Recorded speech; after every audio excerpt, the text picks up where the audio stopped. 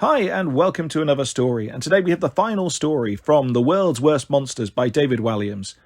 The true story of the Loch Ness Monster.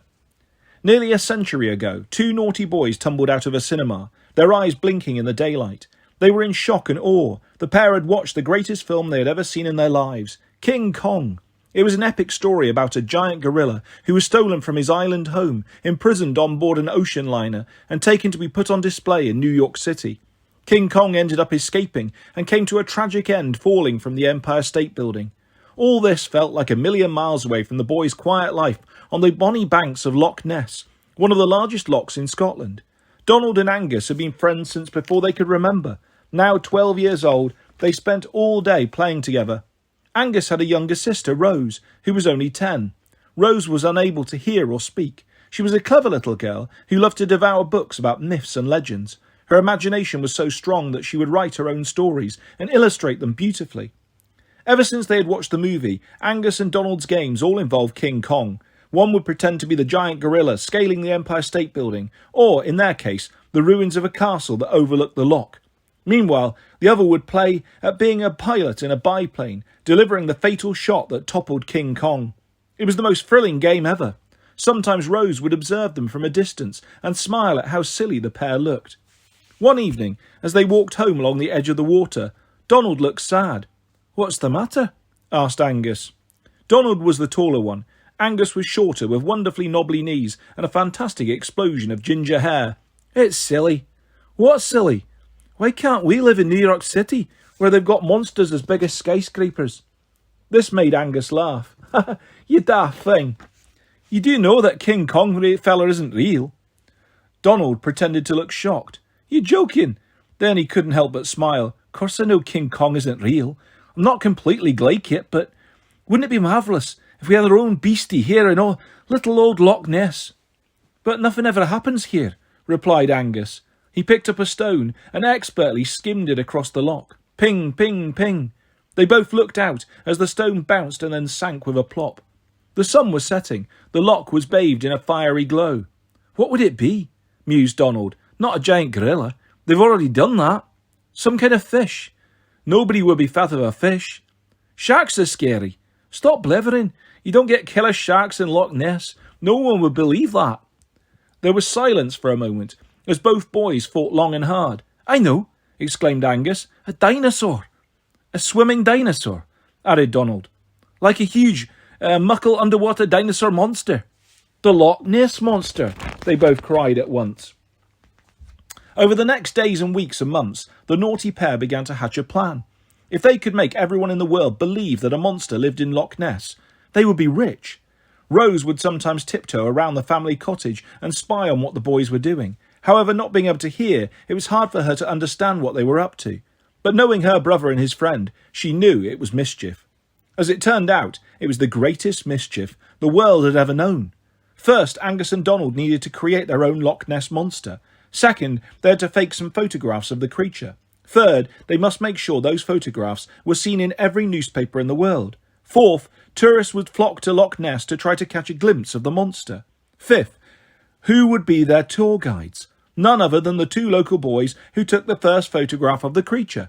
"That's not all," said Donald. "Just think of all the tat we could flog."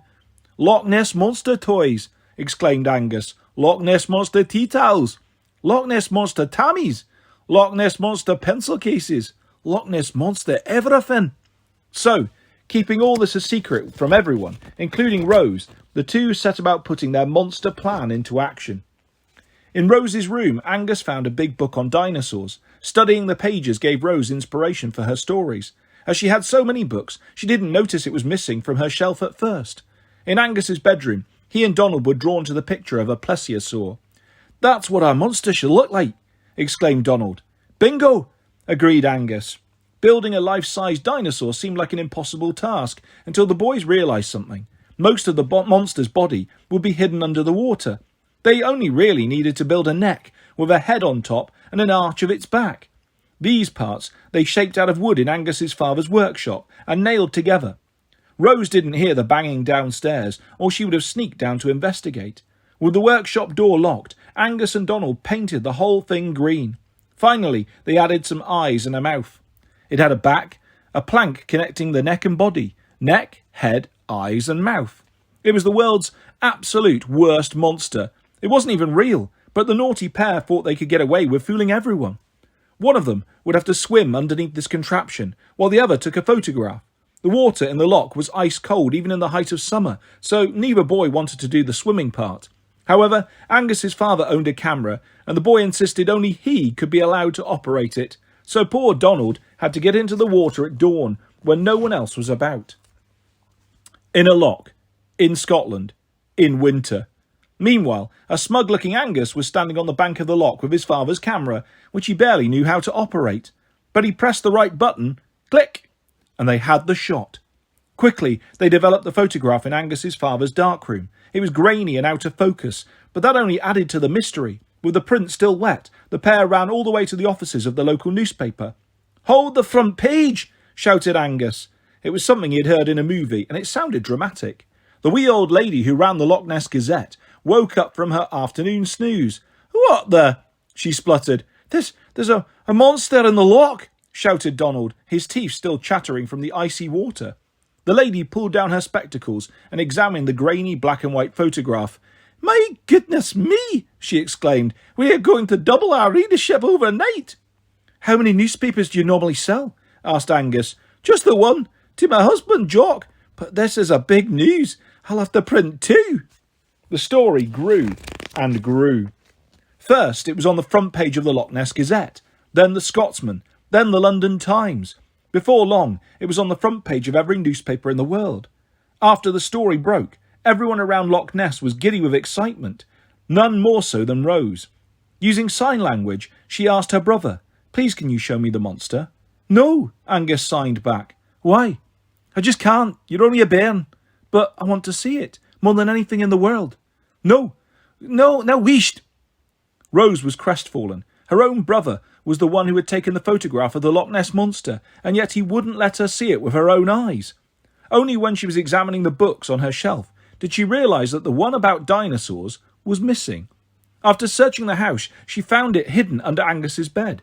Flicking through it, she saw that the plesiosaur page was marked with a fold. Rose was heartbroken. Blessed with such a vivid imagination, she wanted to believe in this monster more than anyone. Was the whole thing a hoax? However, people in their thousands had begun lining the banks of Loch Ness. They had come from all around the world. They jostled with each other for a glimpse of the monster. And, all the time, who was selling them food and drink and souvenirs? Angus and Donald, of course. They named the Loch Ness Monster Nessie, and a legend was born. Over time, many began to doubt the existence of this beast. There were no more sightings. The surface of the loch remained as still as glass, not even a ripple. But Angus and Donald didn't care. They had already made a fortune out of the monster tourists. One night, Rose confronted her brother. "Did you and Donald make the whole story up?" "No," he lied, replying in sign language. "So there really is a monster?" "Yes." "You saw it with your own eyes?" "Yes." "Promise, you're not havering?" "I promise." Rose needed to find out for herself and became the most dedicated monster spotter there was. As night fell on the loch, the air was colder than snow. All the tourists would troop back to their hotels and guest houses for the night. Rose always stayed watching and waiting until she was all but dragged home. One night, Angus spotted his little sister standing alone in the cold and felt desperately guilty. If he hadn't lied to her, she would be home in the warm right now. So after packing up his suitcase full of Nessie toys, games and novelty underpants, Angus approached his little sister. "Come on, Rose," Angus signed. "It's Baltic. We need to go." "Tell Mum and Dad I'll be home in time for tea," she signed back. "But I'm your big brother. I need to look after you." "I'll be fine, Angus. I'm old enough to look after myself. Run along, and I'll be home soon." Angus felt sick with guilt, but he and Donald had sworn never to tell anyone that the whole thing was a giant hoax. "Don't be long," he signed. "You'll catch cold." That night there was a magic in the air. The loch was lit up by stars. Despite everything, Rose never stopped believing. And if you never stop believing, sometimes, just sometimes, your dreams can come true. Because that night, a beast rose out of the loch. It wasn't Angus and Donald's silly wooden model. It was the real-life Loch Ness Monster.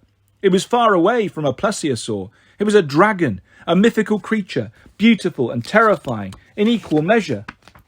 Rose was frozen in fear when she spotted the beast, close to the bank. What's more, it turned its gaze onto her. Rose could feel its breath on her face. The creature inspected Rose with its huge dark eyes. Of course, Rose couldn't scream. Even if she could, no one would hear her. She was all alone.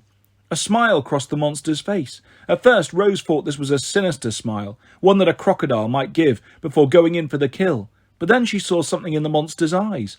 Something warm, something gentle, something kind, something that looked a lot like love. The monster bowed its head and lowered it, all the way down to her feet.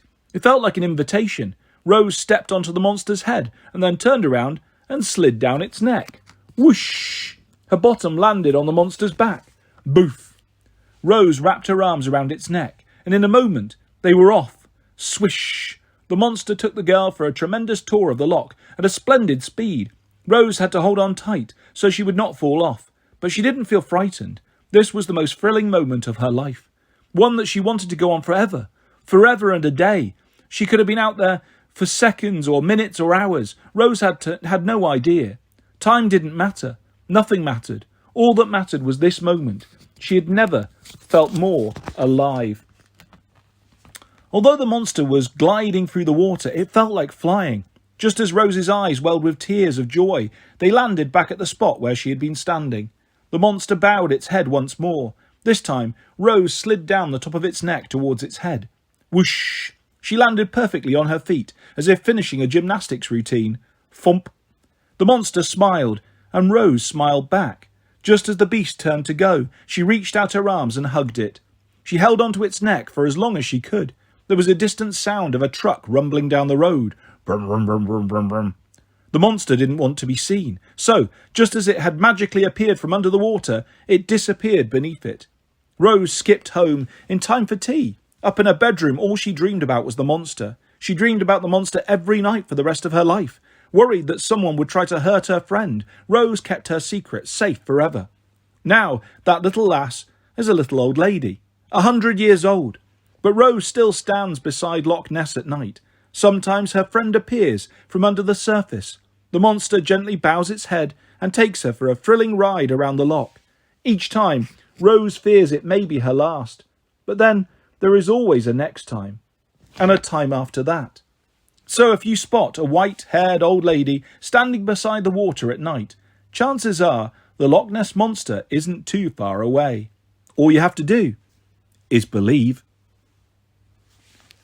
And that is the end of the last story from the World's Worst Monsters. Really hope you enjoyed that compilation of stories, guys. I certainly did. I'll be back soon with lots more stories and lots more videos coming your way on my channel. If you'd like to subscribe or hit a like, that's always appreciated. Thanks for listening, guys. Take care. Bye-bye.